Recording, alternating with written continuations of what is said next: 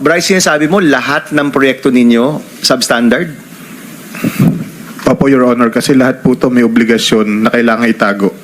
Lahat, as in hindi lang flood control. Opo, Your Honor. Hindi po namimit ko ano po yung eksaktong nasa plano, Your Honor. So may plan Tingin ko kasi parang narinig ko habang pinapanood ko din to, is meron silang ilalabas na plano at yun yung ipapakita nila. Tapos doon sa plano na yun, parang doble-doble na yung presyo, doble-doble na yung mga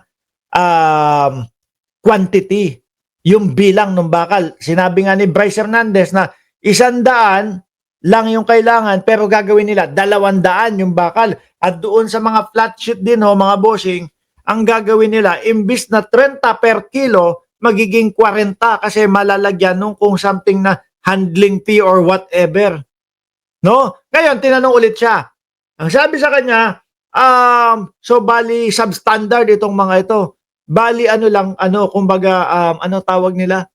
Ano tawag niya? Hindi na-meet yung kung ano yung planong ipinakita o sinubmit nila. Ang ginawa lang nila is yung pinaka-least o pinaka-basic na safe, mga kababayan. O, pakinggan ho natin. ano ang DPWH, merong budget yan, pero dahil yung budget pinaghati-hatian ninyo, sa dulo, walang project na maayos na dumaan sa inyo. Under design, tama, ayan, si Joselito Villarino. O yan ang mismong gustong ibig sabihin ni Bryce Hernandez. Under design. Kasi yung pinasa nilang disenyo is talagang pagkatibay-tibay, 200 bakal, ilalagay namin dyan. Pero kapag safe yung 75, basic, safe na yun, okay na yun. 75 na lang, o 50 bakal na lalagay dyan. Ganon. Wala po. Yan ang testimony mo ngayon. Opo, Your. Sa opisina po namin, Your Honor. At yung hawak mo ulit ay anong mga proyekto, Bryce? Yung hawak nyo ni Alcantara? Meron pong mga flood control structures, meron pong mga building, meron pong mga kalsada. Pati Your classroom, Honor. kasama dyan, no? Kasama po, Your So Honor. lahat yan substandard. Opo, hindi po tumatama sa plano na nakadesign talaga para dito. Meron ba kayong proyekto na walang porsyentuhan? Na maayos, na matino? Meron ba? Wala po, Your Honor. Ako. Lahat may porsyento. At diyan na nga ho yata papasok yung sinasabi ni Ronel Fernan, sabi ng abogado ni Bryce, 6 na senador daw ang dawit sa Ghost Project. Kaya ayaw nilang ibigay din sa Senado o sa Congressman yung laptop ni Bryce Hernandez no? Baka biglang magkadilitan, baka biglang mawala bigla yung mga ebidensya. Wala. This is Bulacan o buong Region 3? Hindi ko po masabi yung sa ibang lugar, Your Honor. Ang sinasabi ko po yung sa nasasakupan po namin, wala po talaga, Your Honor. Is it okay, Senator Tulfo? We are suspending the rules on the 5 minutes because kakaunti lang naman tayo rito. So please proceed. Secretary With the Bunoan, permission, of course. meron ho ba kayong komento dito, Secretary Bunoan? Anong years ito, Bryce? Anong years itong pinag-uusapan natin? Anong mga proyekto? Mula Tingnan nyo naman mga kababayan, ultimo taong bayan ang nagsasabi, mas kung pagpipilian ang dalawa, no? Yung mga diskaya ba o si Bryce Hernandez ba ang dapat paniwalaan? Miski ang taong bayan ang sinasabi, mas kapanipaniwala at mas gusto naming paniwalaan si Bryce Hernandez. Pag nagsalaysay, tuloy-tuloy, walang kopya, walang kahit walang binabasa, rektahan. Walang limit. Kung 2022, nangyari yan. Kung 2016, nangyari yan. Sasabihin niya, hindi kagaya nung doon sa Diskaya Madaming pinagtatakpan din At gustong pag-usapan 2022 hanggang 2025 lang. Yun po yung mga gustong-gusto ni Marcoleta na maging state witness yung mga Diskaya. Mamaya pagkatapos nito, isusunod natin yan. po nung dumating si Boss Henry, Which is 2019 po. 2019 to 2025. Up to present po. 6 na taon, walang maayos na proyekto dyan. Wala pong tumama kung ano po yung nakaspecify sa plano. Hindi po na-meet lahat yun. At lahat yan may porsyentuhan. Lahat po, Your Honor. Grabe, Biruin nyo kung may 10 project na lang ho, tapos lahat yun meron 25% ng mga proponent. Siguro makakapagtayo pa ng mga 2 hanggang 3 proyekto pa eh. At kung hindi din, ino-overprice at ino-over yung mga quantity na gagamitin nila. Siguro hanggang 3, mga 4 pang proyekto ang magagawa siguro ho, mga kababayan. Kaya nga sabi hindi lugmok ang Pilipinas. Kinukurap lang yung pera. Former Secretary Bunoan, may Excuse masasabi me, ka ba? Excuse me, Senator Bam. Follow up lang, ano?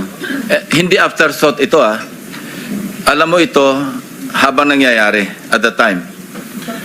Opo, may instruction po lahat to. Aware kayo na talagang substandard. Opo, Your Honor. Hindi ngayon lang, Hindi po ngayon lang, Your Thank Honor. you, Senator Bam. Secretary Bunoan, ano masasabi mo dyan? I don't know what to say, Your Honor. Talagang wala kang masasabi. Hindi nyo alam na dadating kayo sa punto na ganyan na eh. It's the first time that I have heard about all First time! First time, ha? Okay, fine. First time daw, mga kababayan. Paniwalaan natin. these shenanigans that they're doing actually in this district engineering office. They're supposed to monitor. They have to submit monitoring. In my watch, they're supposed to Ibig sabihin, tulog siya. Ganun. submit monitoring reports every phase of the work, every phase of the project, Your Honor. And Sino pong in charge ng monitoring po sa DPWH? Alam nyo, Sir Maxey pa, yung 1% na yan. Malaki din ho yan. Million din pa din po yan. Kayo ba? At dito po sa Bulacan, yung the regional office will be the one to monitor, but they will submit. They will be submitting actually the. magpangalan kayo, Secretary, kasi ito first time ko ito narinig. We're investigating flood control. Ngayon inaamin lahat ng proyekto, pati classroom, pati hospital, pati tulay, pati kalsada, lahat substandard, no? That's what you're saying, Gusto pa lumusot eh. Gusto pa lumusot. Baka makalusot pa daw. Bryce, no? Yes po, Your Honor. Maisama ko lang po, yung mga street lights po namin, overpriced po lahat yun. Oh, street light, Pero- Pati yung street light, overpriced. Baka pati ho yung ano ba yun? Yung pinagdiskitahan ho ng mga rallyista. Yung mga traffic light. ay Opo. lahat na. Walang tumama, no? Opo. Oh, so ikaw, 'di ba? So kunyari kayo ni Alcantara, kayo yung DE, under kayo kay Bernardo.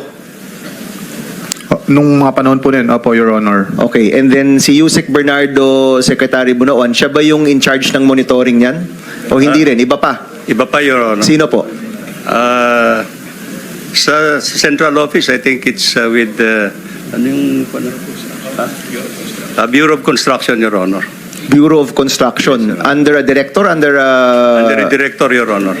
pangalanan po For now, I natin. think the director is Yung noon po, 2019 to 2025 pinag-uusapan po natin.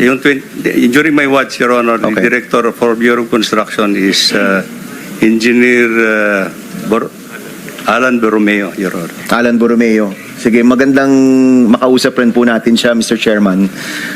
Hindi ko po Paano lumulusot din, ano? maintindihan, actually, Secretary, nung una nating hearing, tinanong ko sa'yo, ilan kaya yung kasangkot dito? Para po mangyari yan, ilan po ba talaga yung kasangkot dito? Kung ganyan ka-widespread po yung korupsyon na hindi lang to nakalimita sa ilang Oo, kasi ang sinasabi ni Bryce Hernandez, lahat ng proyekto may katkong, may 25%. Kaya ang nangyayari, hindi na-meet yung talagang disenyong ipinasa nila. Kasi ang laki na humababawas yun. Paano pa nga naman? Mabibili yung mga materyales. Di ba? Mga pasahod napunta doon. proyekto, lahat ng proyekto sa kanilang probinsya, you handle the province ba, Bryce? Bulacan lang bang inahandle ninyo? Opo, 3 district, In Bulacan. tatlong congressional district po sa Bulacan. Bulacan pa lang yan. Kanina nakita ko nung habang nag-hearing ho, Quezon City, merong kinakausap din si Senadora Risa Ontiveros. Bulacan pa lang ho yan, mga kababayan. Sa Bulacan. Opo. Yes, Secretary. Mr. Chair, may I just finish my last 1 minute? Sorry. Yes, Senator Erwin. I'm sorry, Senator Tulfo. No, it's okay, Sen. I understand. But I have one last question for Bryce. So, tama po. Lahat po ng project talaga ninyo, kailangan i-substandard at iba i-goes para maibigay po yung commitment, yung 25% to 30%. Opo, lahat po kasi lahat po ng Mas naging priority pa yung mga proponent na may 25% kesa doon sa mismong proyekto. Ang lakas nyo. Mga hinayupak kayo. Grabe, no? Kaya po yung kapag yung merong mga, ito, kailangan itong flood control na ito sa isang lugar, dito sa lugar namin, hindi magawa-gawa kasi mas prioridad yung 25%. project sa amin may proponent po, may obligasyon pong SOP. When you say proponent, politiko yon. That's how you describe. Opo. Sa politiko galing. So, kailangan magbayad sa politiko ng 25%, 30%. Yes po. Alright. Pero sa yung mga multipurpose building, alam ko po na mga 10% lang po ang obligasyon nun. Maliliit lang daw maliliit lang. 10% okay na yan. Meron pa rin, multipurpose. Yes po. Tama po ba pag mga vertical, pag sinabing building, medyo mas mura ang hinihingi kasi mahal ang mga materyales at delikado kumpara sa kalsada, mas malaki ang komisyon pag farm to market, pag flood control, lalo na flood control, parang tubong lugaw. Correct me if I'm wrong. Tama po yan, Your Honor. Tama, pag building, school building, Pag building na, nakakaintindi naman daw po yung mga proponent, mga kababayan. No, naiintindihan naman daw yung sitwasyon. Pag building, 10% lang, baka mamaya gumuho eh. Naaawa pa din, ho? Diba? 10% lang, wag nating katkungan ng napakalaki. Baka mamaya yung maging halo dyan, sabi nga nung kanina nagkomento, isang semento, isang truck na buhangin, baka gumuho. Nahihiya pa naman at natatakot din naman. Ano? Pero yung syempre, yung mga kalsada, yung mga flood control, wala namang guguho. Dadaanan lang o dadaanan ng tubig. 25%. Kahit na mapulbo siya, okay lang. Walang babagsak. Oh, naaawa pa din naman. building, hospital, 10% lang ang pwedeng ibigay sa proponent, sa politiko. Tama rin po yun, Your Honor. So, mas malaking pera pag sa mga flood control, mga farm to market. So, tama ho yun. Tama po, Your Honor. Kaya ang daming flood control na mga proyekto. Sandali. Meron din sinabi, di ba? Si Joel Villanueva daw ho, pa ano-ano lang daw, pa multi-purpose hall lang daw ho, mga kababayan. Di ba? Yun yung sinabi. Multi-purpose hall lang daw. Tapos may sinasabi, hindi kaya, 600 million lang ang mabibigay, ganito, ganyan. Kaya, kinonvert daw sa flood control. Hindi kaya, tatanong lang ho, hindi kaya, 10% lang dyan eh. Dito na lang tayo. 25% dito, mas malaki. Hindi ho kaya ganon, transformer? Oh. Alright, okay. Pero at any time, hindi po ninyo nakausap itong tatlong senador. Mga tao lang po nila. Sino pong senador, Your Honor? I mean, okay, I'm sorry, si Senator, I only have 10 seconds. Si Senator, you can proceed. si Senator JB. I mean, si Jinggoy, I'm so sorry. Senator Jinggoy. Si JB pa. The good ones nga daw yan. Uy! The good ones yan. Tapos si Jinggoy. Sabi ni Marcoleta, mga kababayan, sabi kasi ni Marcoleta, si Senator JB Ejercito, yan ang the good ones. At si Senator Jinggoy Estrada naman, dumugo daw yung puwit. Ay, hindi. Sorry. Balita. Ay, nako. Sorry. Nag-flashback ko sa akin yung balita noong 2002 na tumugo. Si Senator Jinggoy naman daw ho, mga kababayan, is yung bad ones naman daw ho. Ayan. Sorry, nag-flashback lang ho sa akin, mga kababayan, yung balita noong 2002. Okay.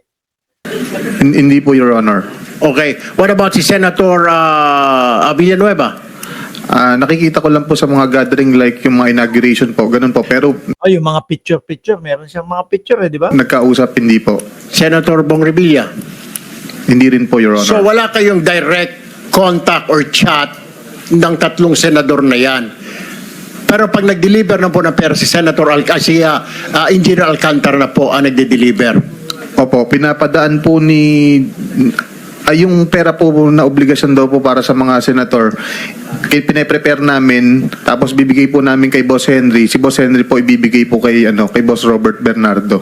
So, hindi talaga kayo nagde-deliver doon sa mga tao na yun. Kundi, kinakamada lang ninyo, ito para kay ganito, itong kamada na ito, itong kamada na ito para kay ganon. Ganon po ba? Tama po, Your Honor. Alright, may listahan.